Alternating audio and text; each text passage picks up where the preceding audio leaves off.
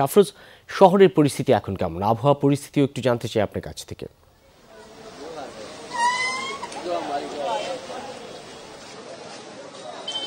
হ্যাঁ রবিন, আসলে শহরের যে পরিস্থিতি এখন কিছুটা উন্নতি হয়েছে। বন্যা পরিস্থিতির সুরমার যে পানি কিছুটা কমেছে এবং যে শহর আছে শহরের যে সমস্ত জায়গায় প্লাবিত হয়েছিল অনেক জায়গা থেকেই পানি কিছুটা নেমেছে।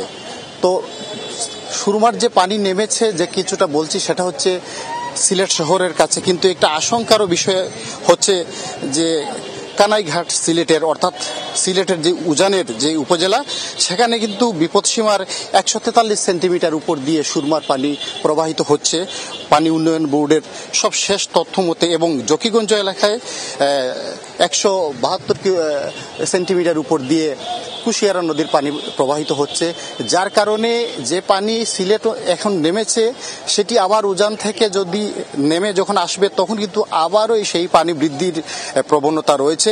এবং যেটা বলছেন স্থানীয়রা যে তাদের যে দুর্ভোগ, অনেক জায়গায় এখন বিদ্যুৎ নেই, অনেক জায়গায় নেটওয়ার্ক নেই এবং পানির সংকট রয়েছে, বিশুদ্ধ পানির সংকট। সেই সংকটগুলো নিয়ে মানুষ কিন্তু অনেক দুর্ভোগের মধ্যে আছেন।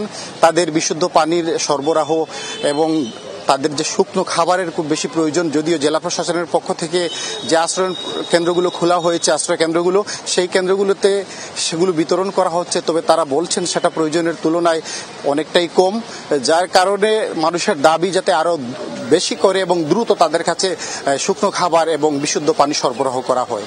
রবিন, অসংখ্য ধন্যবাদ। সহকর্মী আফরোজ আহমেদ জানাচ্ছেন সিলেটের খবর।